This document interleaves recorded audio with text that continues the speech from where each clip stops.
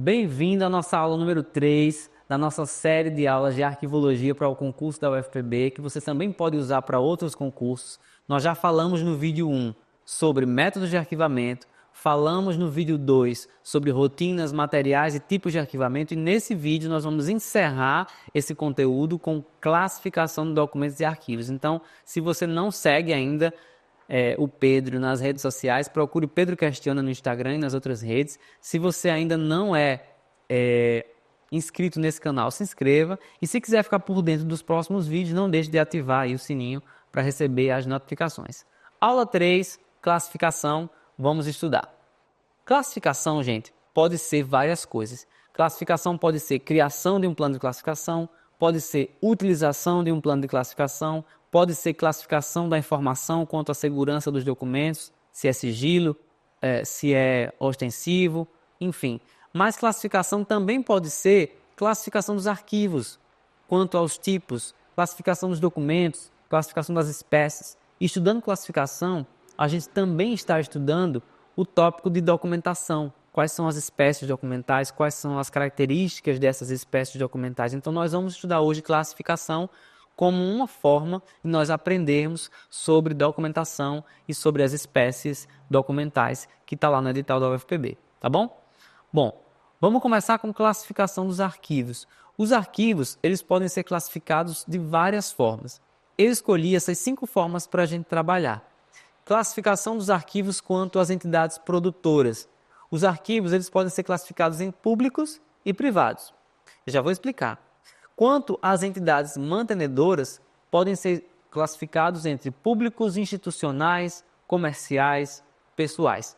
Quanto aos estágios de evolução, que é uma outra forma de eu dizer quanto à teoria das 3 idades ou quanto ao ciclo vital dos documentos, eles podem ser classificados em correntes, intermediários ou permanentes. E é importante frisar que algumas bancas usam outros nomes para essa classificação. Então, por isso, é importante que você responda muitas questões para você se familiarizar com a forma como aquela banca cobra você. Classificação dos arquivos quanto à extensão de atuação ou abrangência é quando você vai ver se aquele arquivo é um arquivo setorial, ou seja, que atende a um setor, ou se é um arquivo central ou geral, que é um arquivo que atende a mais de um setor, né? Isso não vale só para uma instituição, vale também para sistemas de arquivo, redes de arquivos maiores. E por último, mas não menos importante, classificação dos arquivos quanto à natureza dos documentos. Os arquivos eles podem ser divididos em especiais e especializados, e a gente vai ver agora cada um deles. Bom, o arquivo quanto à entidade produtora, quando é um arquivo público, nada mais é do que um conjunto de documentos produzidos e recebidos por uma instituição pública ou de caráter pública, né? E ainda por instituições privadas encarregadas da gestão de serviços públicos no exercício das atividades. Então, todo documento que diga respeito a uma função pública, seja esse documento produzido por um órgão público ou por um órgão privado exercendo a função pública, é um arquivo público. Isso é muito importante, tá? Já os arquivos privados são os arquivos acumulados, produzidos e recebidos por pessoas físicas e jurídicas em decorrência das suas atividades. E acho importantíssimo esclarecer que existem leis só para os arquivos públicos e existem leis para os arquivos privados, e a gente tem que saber a diferença entre eles. Geralmente, nas provas de concurso público, a gente estuda muito mais as leis que se relacionam aos arquivos públicos do que as leis dos arquivos privados, não significando que não haja uma diferença. Bom, classificação dos arquivos quanto à abrangência, os arquivos setoriais são geralmente setores mais operacionais, né, descentralizados, onde ficam geralmente documentos mais correntes, mas também podem ter documentos intermediários e às vezes até documentos permanentes. Não é comum, mas acontece. Mas são arquivos são acervos geralmente menores, que ficam ali junto dos setores. Já os arquivos gerais, que também são chamados de centralizados ou centrais, são arquivos que cumprem o objetivo de racionalizar o espaço da instituição e também, às vezes, de servir como o núcleo de um sistema de arquivos, tá? Então, central é o arquivo que manda nos outros, às vezes, ou que simplesmente é um depósito centralizado. E setorial são os arquivos mais afastados, né, mais radiais em relação à questão de como os arquivos se configuram dentro de uma instituição. Quanto à natureza dos documentos, os arquivos especiais são os arquivos que precisam de um tratamento especial no que diz respeito ao suporte. Na aula 1 nós falamos que suporte é onde a informação está registrada. Então, geralmente, os arquivos cujos documentos têm forma física diferente do papel são classificados como arquivos de natureza especial. Exemplo, Pedro, um arquivo fotográfico. Não um arquivo fotográfico que a gente tem no computador, um Google Fotos da vida, mas um arquivo de fotografias que foram reveladas, né? Ou que foram impressas em papel fotográfico. Aquilo seria um arquivo especial. E o que seria um arquivo especializado? Um arquivo especializado é um arquivo de uma área específica do conhecimento, que também é chamado de arquivo técnico. Um exemplo, lá na prefeitura de João Pessoa, digamos, tem uma sala onde estão as plantas da cidade. Então, aquele é um arquivo especializado, de geoprocessamento, ou de arquitetura, enfim. Um arquivo que trata de uma área específica do conhecimento é chamado de um arquivo especializado. Um arquivo que tenha documentos de forma física diferente do papel, que precisam de um tratamento diferenciado quanto à conservação, é um arquivo especial, certo? Vamos agora responder uma questãozinha sobre isso. Leia a afirmação a seguir e assinale a alternativa que preenche corretamente a lacuna. Os arquivos especiais são aqueles que mantêm sob sua guarda documentos de formas físicas diferenciadas e que requerem medidas especiais quanto ao seu armazenamento, guarda e conservação. Tudo que a gente viu. Um exemplo de arquivo especial é A. Arquivo de fotografia, B. Arquivo de engenharia, C. Arquivo de imprensa, D. Arquivos médicos. A resposta certa é arquivo de fotografia, porque arquivo especial diz respeito ao suporte da informação. Então, a única alternativa aí que fala sobre suporte é arquivo fotográfico, né, que fala sobre fotografias, nessa perspectiva de fotografias reveladas, fotografias impressas. As outras alternativas que nós temos aí, de engenharia, de imprensa ou de medicina, são exemplos de arquivos especializados, que dizem respeito a uma área do conhecimento, a uma área profissional, a uma área técnica, também são chamados de arquivos técnicos, ok? Bom, eu trago aqui uma questão que fala sobre protocolo, porque o protocolo ele tem estreita relação com a classificação. O protocolo, para quem não sabe, é um setor, né, ou uma atividade que, como a questão diz aí, tem a função de controlar a tramitação de documentos em uma instituição, promovendo o seu acompanhamento e prestando informações aos interessados, sendo atualmente o protocolo eletrônico mais utilizado pelas organizações. Inclusive, a UFPB usa o protocolo eletrônico, tem um sistema de protocolo eletrônico, tem um manual de documentos digitais. E se eu estivesse estudando para o concurso da UFPB, eu procuraria todas essas informações. Joga lá no Google, Manual de Documentos Digitais da UFPB, que você vai encontrar. Ou procura no site da UFPB, a página do Arquivo Central da Universidade e verifica com eles todas as normas que estão vigentes. Lá tem um parte de documentos onde você pode ver isso. Isso pode ser cobrado de você, porque é legislação interna, tá? Bom, a questão. Qualquer que seja a forma adotada, o protocolo pode receber nomenclaturas diferentes. Nesse contexto, o arquivo técnico a gente já estudou que arquivo técnico é o mesmo que arquivo especializado, ok? Então vamos lá.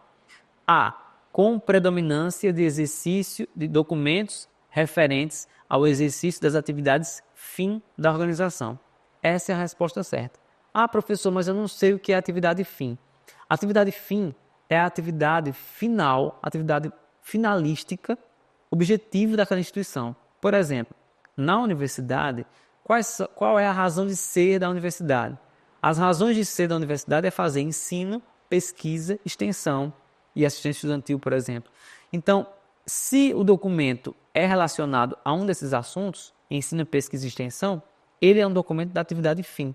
Então, eu posso dizer que um arquivo técnico é um arquivo onde predominam documentos referentes ao exercício da atividade fim? Sim, eu posso dizer isso, tá? Vejam as outras alternativas. Cujo acervo guarda características comuns e a natureza das atividades da organização. Não é sobre característica do documento, é sobre característica das funções que estão representadas naquele documento, tá?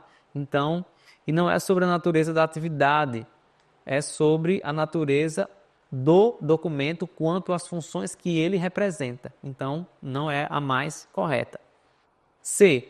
em que predominam os documentos da atividade meio da instituição ou da unidade administrativa. Atividade meio são aquelas atividades que a instituição realiza que não são as atividades fim. Por exemplo, na UFPB, fim é ensino, pesquisa e extensão. Quais são as atividades meio? Administração, gestão de pessoas, gestão orçamentária. São atividades que são necessárias, mas não são a razão de ser da universidade. Eu poderia dizer que pode existir um arquivo especializado ou técnico na atividade meio? Pode. Então, a alternativa C poderia estar correta em algum cenário? Poderia. Vamos dar um exemplo. A UFPB tem uma pró-reitoria de administração. Digamos que essa pró-reitoria de administração tem um arquivo das plantas da universidade.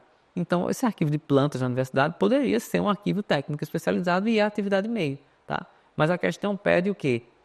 Nesse contexto de protocolo, o arquivo técnico é. Então, a que melhor responde é a A até o momento. Letra D. Responsável pela normalização dos procedimentos aplicados à guarda de documentos da instituição. Não. O protocolo não é para estabelecer as normas.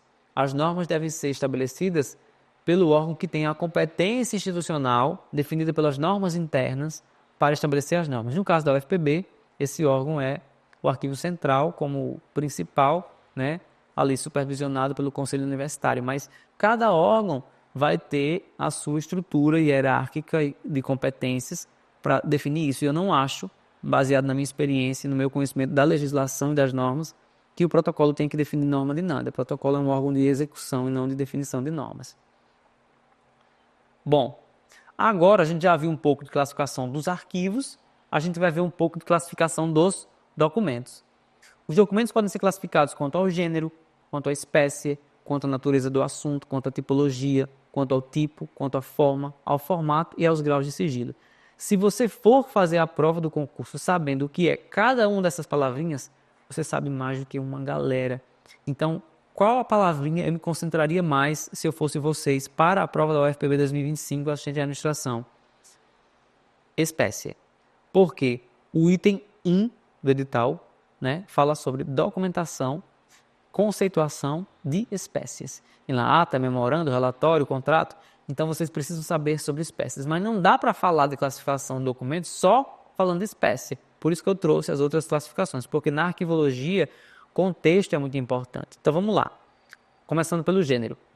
Gênero é a configuração que assume um documento de acordo com o sistema de signos que seus executores se serviram para registrar a mensagem. Por exemplo, gênero textual, cartográfico, iconográfico, sonoro. Então, gênero, em outras palavras, é uma grande classificação dos documentos em relação a como eles estão registrados, tá? Por exemplo, os documentos impressos são do gênero textual na sua maioria. Os mapas são do gênero cartográfico e assim por diante, tá bom? Agora, quanto à espécie. Espécie é o mais importante, tá? Não esqueçam, espécie é o mais importante para você que vai fazer a prova de assistente de administração da UFPB, dia 9 de fevereiro de 2025. Espécie é a configuração que assume o documento de acordo com a disposição e a natureza das informações nele contidas. Por exemplo, carta, ata, parecer, atestado, memorando.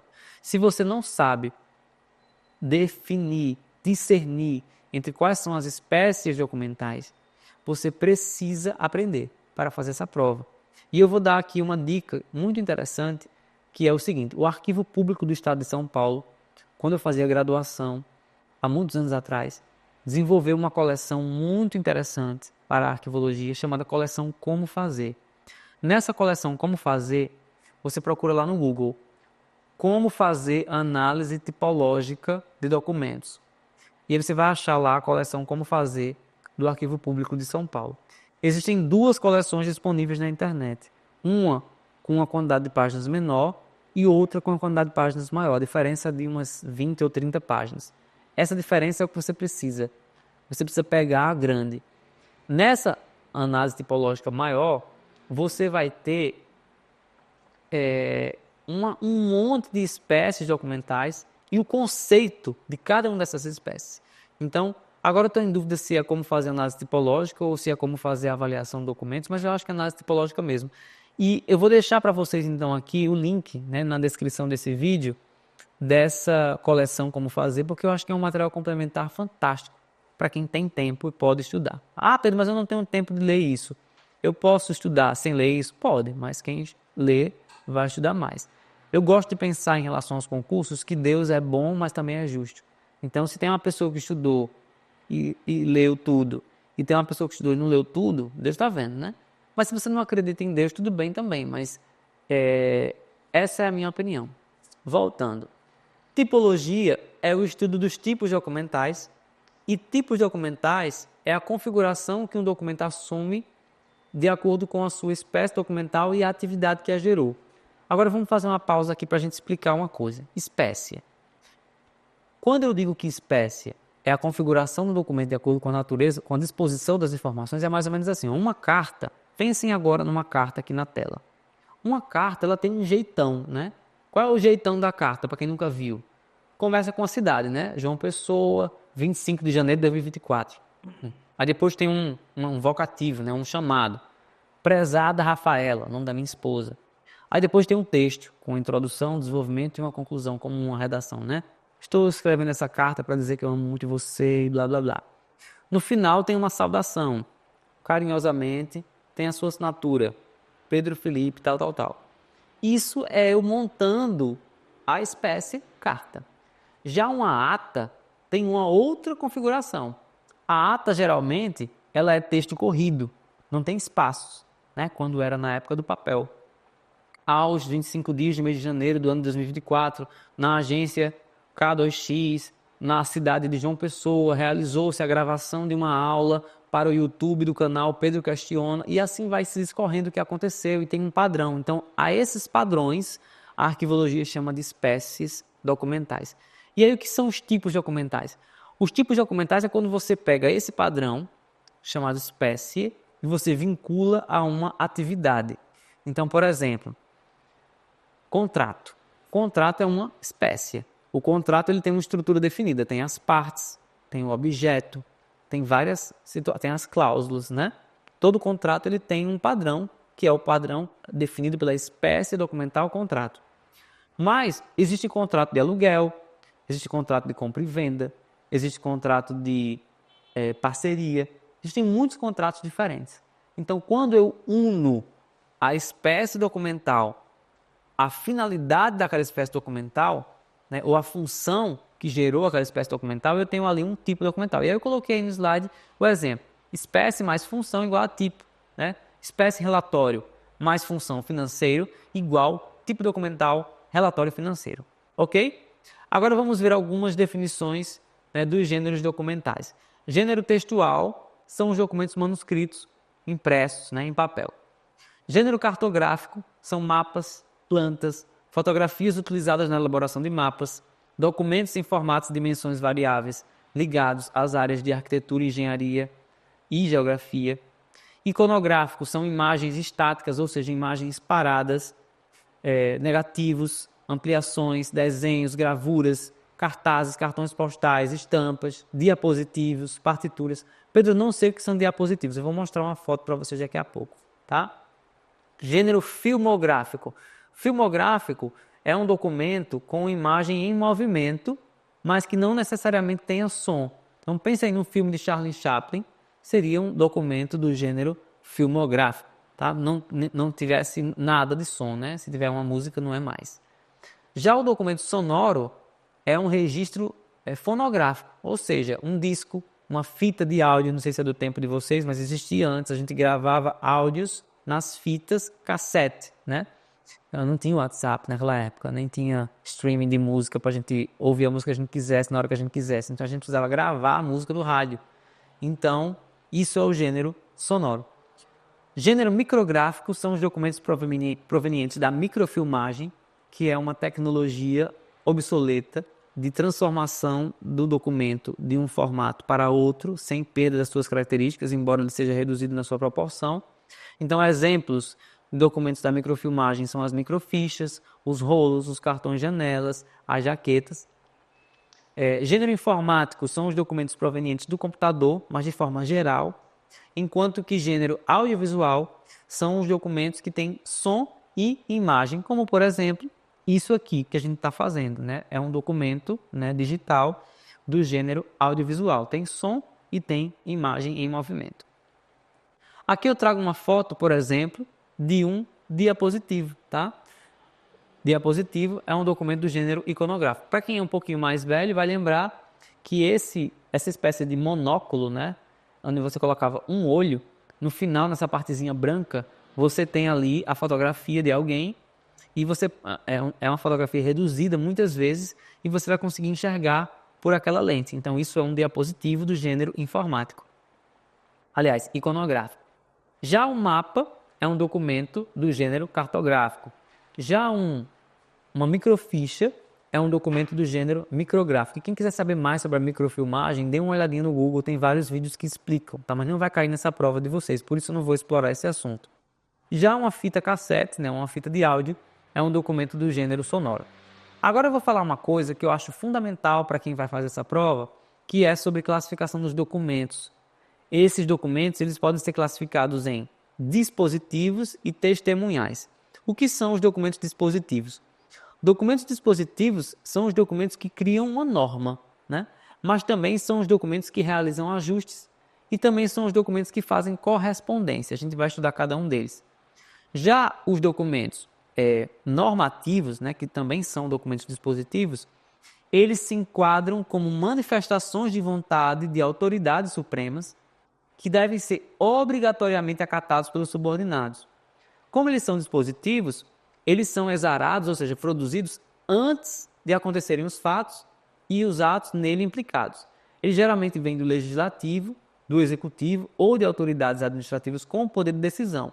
Exemplos de documentos dispositivos normativos: leis, decretos, instruções normativas, estatutos, ordens de serviço, regimentos, decisões, regulamentos, acórdãos, resoluções e despachos decisórios. Isso é muito importante porque pode ser cobrado da prova exatamente você dizer assim: dentre as opções abaixo, qual das espécies pode ser caracterizado como documento dispositivo normativo? Você tem que saber, tá? Depois, documentos dispositivos de ajuste. São documentos pactuais, ou seja, que selam um pacto entre duas ou mais partes, né? Representam acordos de vontade. Então, pode ser um tratado, pode ser um ajuste, um convênio, um termo, um contrato ou um pacto, que pacto também pode ser considerado uma espécie, tá? No caso dos arquivos públicos, uma dessas partes sempre vai ser a administração pública. E por último, dos dispositivos, eu tenho os dispositivos de correspondência, né? Os dispositivos de correspondência são assim, vejam, os documentos de ajuste são pactuais, né? Representam acordos. Já os documentos de correspondência são os que derivam dos atos normativos e determinam que eles devem ser executados num âmbito mais restrito. Por exemplo, um alvará, uma intimação, uma circular, uma exposição de motivos, um aviso, um edital, uma portaria, um memorando. Então, o edital do concurso de vocês, que regula como vocês vão fazer as provas, etc., é um documento dispositivo de correspondência. Por quê? Porque ele deriva dos atos normativos que regulam como vai ser a administração pública, vai contratar pessoas e diz como vai ser a prova, diz como vai ser o processo seletivo, certo? Agora vamos ver aqui alguns exemplos das espécies, resumidamente. Normativos, leis, decretos, medidas provisórias, regulamentos, coisas que devem obrigatoriamente ser cumpridas. Atos de ajuste, convênios e contratos, são acordos de duas partes. Atos de correspondência, editais, memorandos, telegramas, são criados com o propósito de atos normativos serem executados. Agora a gente vai para uma outra seara, para um outro campo, que são as espécies testemunhais. O que são espécies testemunhais? São os documentos que acontecem depois do ato, tá? Depois do ato ter sido realizado, né? Ou depois de não observar uma regra, né? Por exemplo, os documentos chamados documentos de assentamento, que não tem nada a ver com o MST. É um assentamento sentido registro oficial, escrito, né? Sobre um fato, sobre uma ocorrência. Por exemplo, uma ata. Uma ata é um documento testemunhal de assentamento que registra um fato, uma reunião que tenha acontecido, por exemplo. Uma apostila é um documento testemunhal de assentamento. Um auto de infração é um documento que assenta que você cometeu uma infração de trânsito ou de qualquer outra coisa, tá? Nessa mesma categoria dos testemunhais, nós temos os documentos comprobatórios. O que é um documento comprobatório? É o que deriva de um assentamento.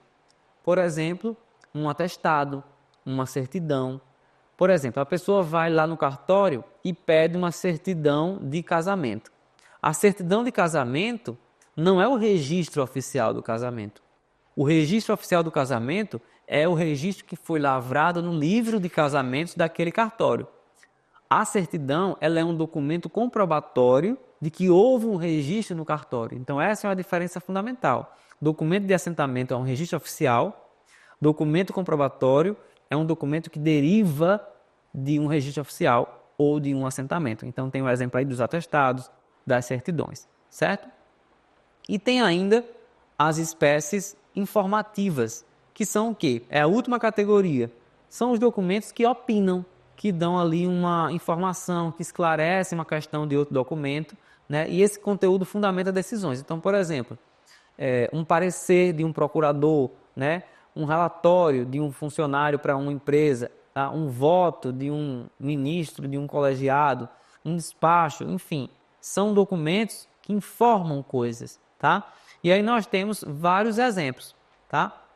Já falamos dos exemplos normativos, enunciativos, de assentamento, comprobatórios, atos de ajuste, ato de correspondência, tá? Então, esse rol de espécies documentais é fundamental para você entender como funciona a classificação dos documentos e ficar mais tranquilo na hora de fazer essa prova, tá bom? Vamos agora resolver uma questão sobre espécies.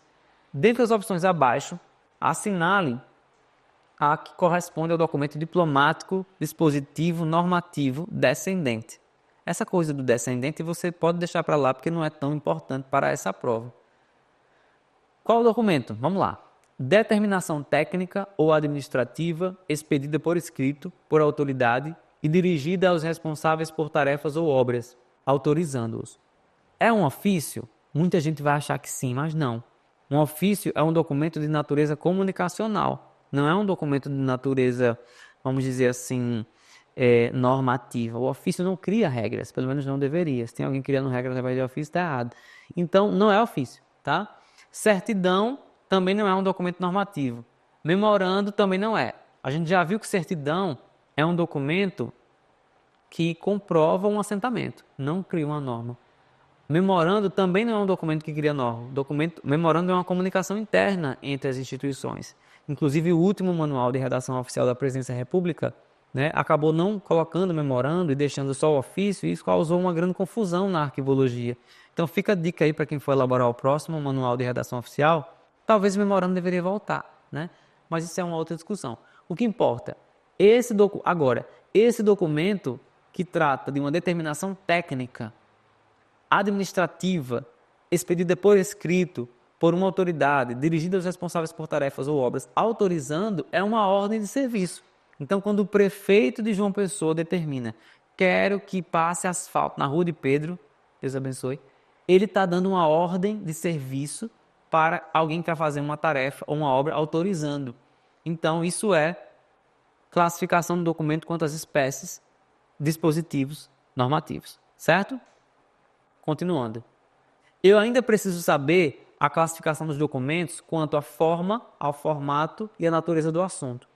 Quanto à forma, é uma classificação que diz respeito ao estágio de preparação do documento. Então, por exemplo, o presidente pede para o assessor fazer um rascunho de um decreto.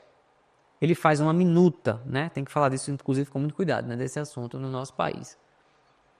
Essa minuta, esse rascunho, o original ou uma cópia são exemplos da classificação dos documentos quanto à forma. É o estágio de preparação. A minuta não está pronta ainda.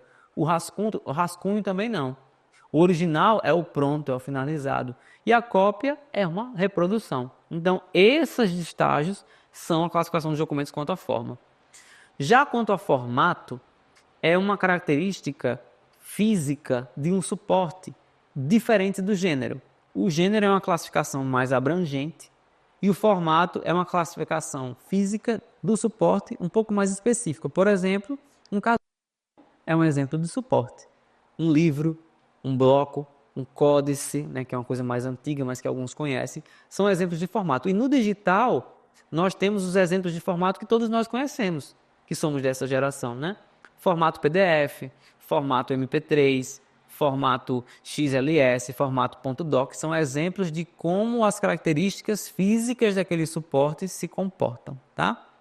Já em relação à natureza do assunto, os documentos podem ser divididos em ostensivos, que são aqueles que todo mundo pode saber sem causar prejuízo à administração, e sigilosos, que são aqueles que, se forem revelados, podem trazer um prejuízo para a administração. Esses documentos sigilosos, existem dois tipos. Tem os documentos sigilosos, que são os documentos com classificação de segurança, que se dividem em ultra secreto, secreto e reservado, e antes tinha confidencial, agora não tem mais. E tem as outras classificações de segurança, que são, por exemplo, as restrições de acesso da Lei de Acesso à Informação. Tem agora as restrições novas relacionadas à LGPD. Então, a gente tem que saber tudo e tentar encaixar dentro das normas adequadas. Então, vamos ver, por exemplo, da classificação de segurança. Documento com grau de sigilo ultra secreto, ele fica oculto por 25 anos e pode ser novamente, né, colocado em sigilo por mais 25 anos ou por um outro período, por uma única prorrogação. O secreto fica sigiloso por 15 anos, mas não tem prorrogação. O reservado fica sigiloso por 5 anos e também não tem prorrogação. E na lei anterior, existia uma categoria chamada confidencial, mas essa categoria ela foi descontinuada, que é um nome chique para dizer que não usa mais, certo? Eu trouxe aqui um fragmento da legislação que diz quais informações podem ser classificadas como de segurança.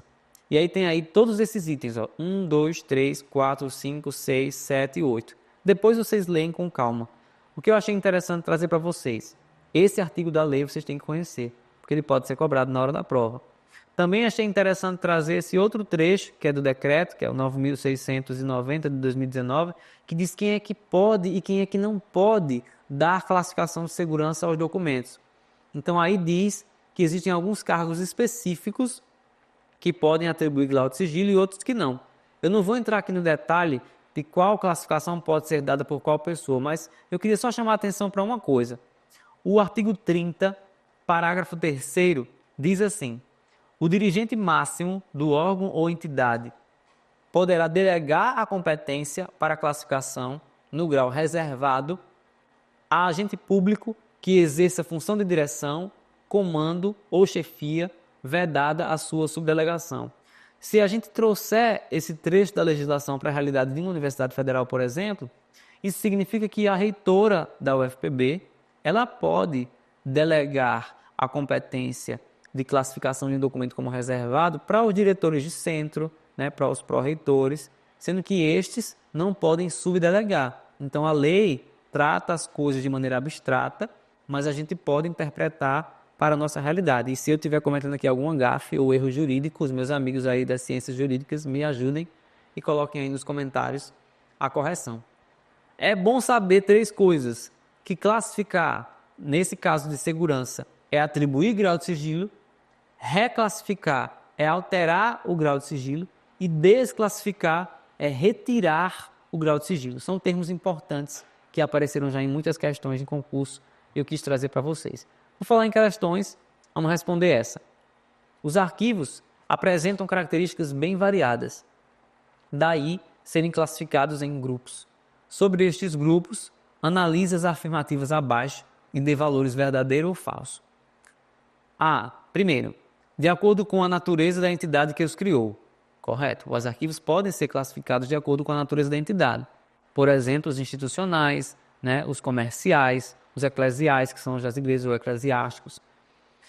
2. Os estágios de sua evolução, corrente, intermediário e permanente, está correto.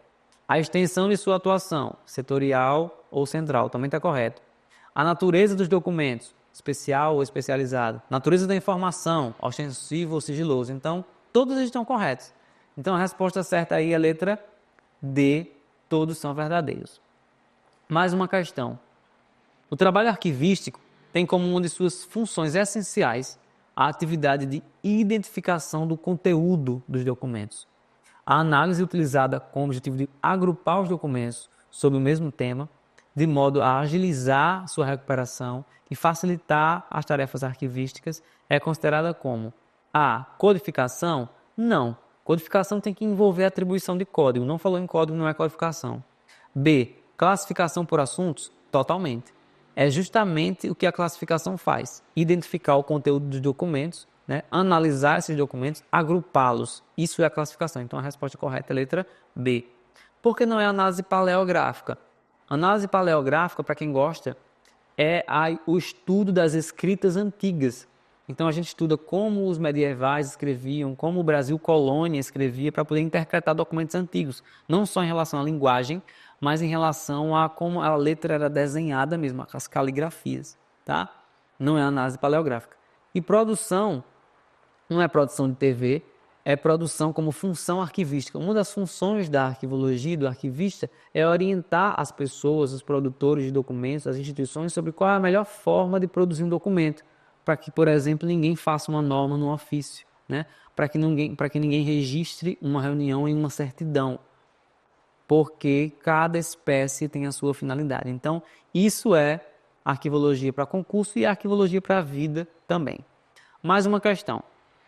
O sistema de protocolo de uma organização passa por várias etapas. Cada uma delas tem uma função específica.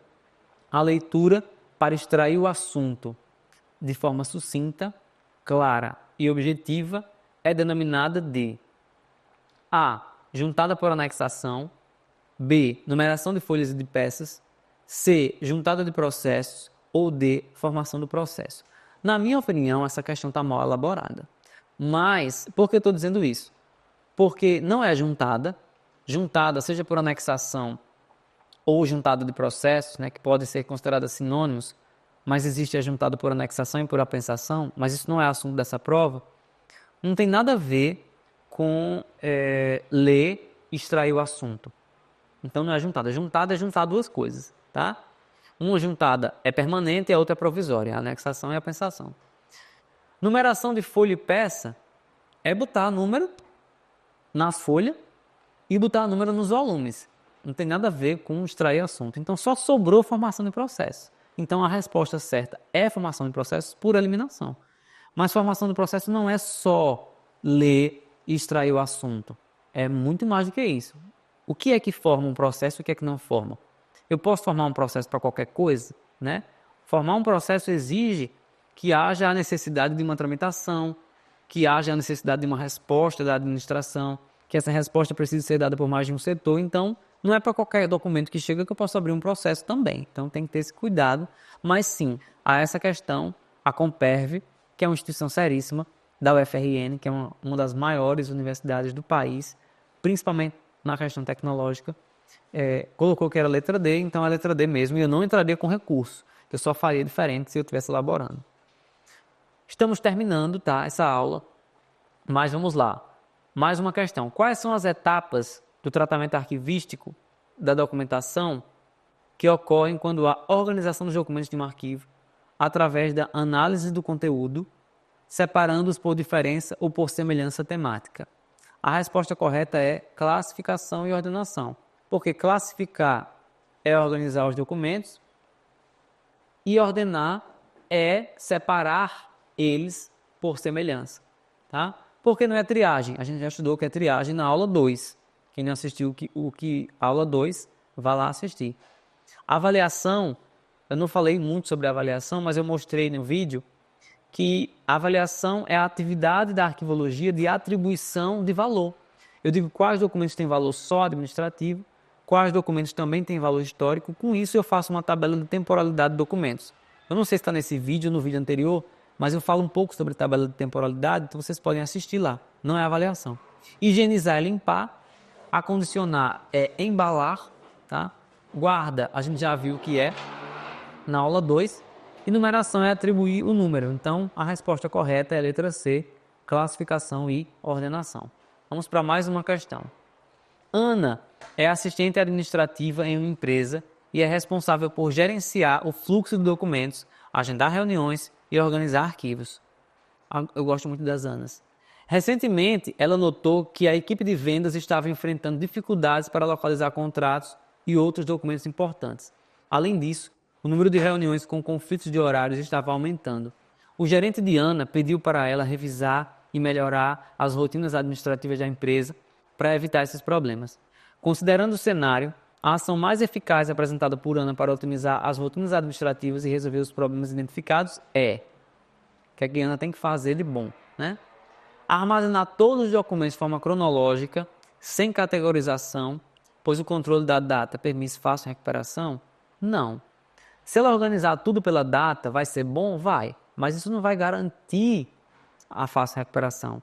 E quando eles colocam só a data sem categorização, isso não se torna a melhor opção. Então não é a letra A. B. Reduzir o número de reuniões para evitar conflitos de horários e centralizar a documentação em um único arquivo físico. Veja, geralmente quem decide sobre a organização dos documentos não tem ingerência sobre o número de reuniões. Então, cada um no seu cada qual, como a gente diz aqui em João Pessoa. Não é atribuição de um arquivista, nem de quem organiza documentos, dizer quantas reuniões tem que ter. Então, não é essa a alternativa correta, tá? C. Delegar o agendamento de reuniões para cada setor da empresa, permitindo que cada departamento gerencie sua própria agenda. Pelo mesmo motivo da letra B, está errado, né? Não é reduzindo a reunião que se acha o documento mais fácil. Só sobra a letra D, né? Tem que ser esse. Criar um sistema de gestão de documentos, categorizado por tipo e por cliente, e implementar uma agenda digital compartilhada para toda a equipe. Isso é o que Ana tem que fazer. Então, Ana, tá aí, fica a dica.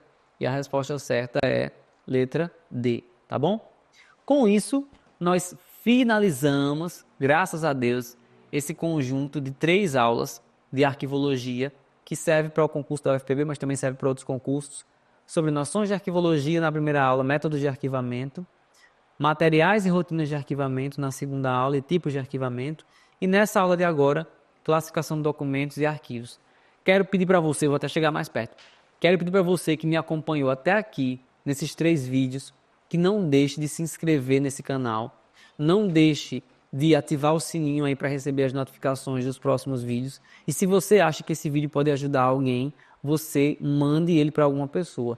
E quem achou bonito, ó, esse cenário que eu estou aqui, maravilhoso, eu vou deixar aqui na descrição do vídeo o endereço dessa agência maravilhosa, que é a K2X, a agência de marketing do meu amigo Daniel, que cedeu esse espaço de forma maravilhosa para nós.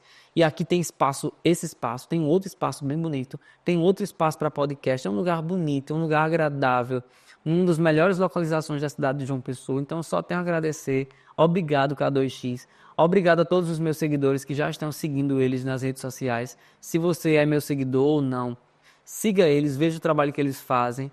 E eu só tenho a agradecer, tá bom? Quem ainda não me segue no Instagram, me procura lá e quiser seguir, Pedro Questiona.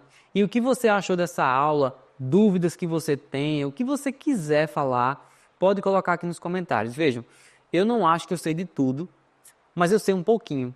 Eu não acho que ninguém não tenha nada para ensinar. Então não é porque eu estou aqui fazendo um vídeo, dando uma aula nesse estúdio chique, que eu acho que eu sei de tudo e que eu não tenho algo a aprender. Então se eu falei alguma coisa que você acha que não é a melhor forma, fique à vontade para comentar. Mas também se você gostou, fique à vontade para comentar também, porque a gente está aqui nesse mundo para se ajudar. E eu gravei essas 3 aulas num sábado de manhã, enchendo o saco de Daniel, porque eu acredito que a gente deve ajudar uns aos outros, né? Eu já sou concursado e eu só sou concursado porque alguém um dia parou para gravar uma aula para me ajudar. Então eu resolvi parar para gravar essa aula para ajudar vocês e eu espero que ajude. Beijo no coração. Para quem passar, a gente se encontra lá nos corredores da UFPB. E para quem não está fazendo o concurso da UFPB ou vai fazer e não passou, a gente se encontra por aí e concurso tem toda hora. E enfim, beijo para todos e até a próxima.